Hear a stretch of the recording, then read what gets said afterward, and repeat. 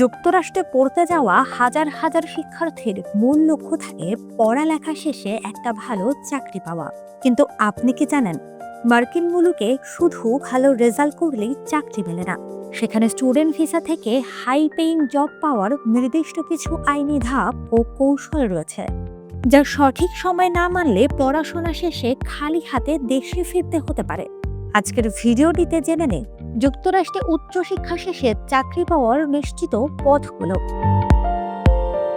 উচ্চশিক্ষার জন্য যুক্তরাষ্ট্র বিশ্বের ১ নম্বর পছন্দ হলেও সেখানকার জব মার্কেট অত্যন্ত প্রতিযোগিতাপূর্ণ। আন্তর্জাতিক শিক্ষার্থী হিসেবে পড়াশোনা শেষ করার পর মার্কিন কোম্পানিতে চাকরি পেতে হলে বিশ্ববিদ্যালয়ের প্রথম দিন থেকেই একটি সুনির্দিষ্ট রোডম্যাপ ধরে এগোতে হয়। প্রথম এবং সবচেয়ে গুরুত্বপূর্ণ ধাপ হলো পড়াশোনা চলাকালীন সিপিটি বা কারিকুলাম প্র্যাকটিক্যাল ট্রেনিং এর সুযোগ ব্যবহার করা। বিশ্ববিদ্যালয়ের দ্বিতীয় বছর থেকেই F1 ভিসায় থাকা শিক্ষার্থীরা নিজ বিষয়ের সাথে সম্পর্কিত কোনো কোম্পানিতে ইন্টার্নশিপ করার আইনি সুযোগ পান। এই সিপিটির মাধ্যমে ইন্টার্নশিপ করলে পড়াশোনা চলাকালেই আমেরিকান কাজের অভিজ্ঞতা তৈরি হয়, যা পরবর্তীতে ফুল টাইম চাকরি পেতে সবচেয়ে বেশি সাহায্য করে। দ্বিতীয় ধাপ হলো অপশনাল প্র্যাকটিক্যাল ট্রেনিং বা ওপিটি। ডিগ্রি সম্পন্ন করার পর শিক্ষার্থীরা 1 বছরের জন্য যুক্তরাষ্ট্রে কাজের পূর্ণ অনুমতি পান। তবে আপনার ডিগ্রিটি যদি সায়েন্স, টেকনোলজি, ইঞ্জিনিয়ারিং কিংবা ম্যাথমেটিক্স অর্থাৎ স্টেম বিষয়ে অন্তর্গত হয়, তবে আপনি অতিরিক্ত আরও 2 বছর সহ মোট 3 বছর কাজের সুযোগ পাবেন।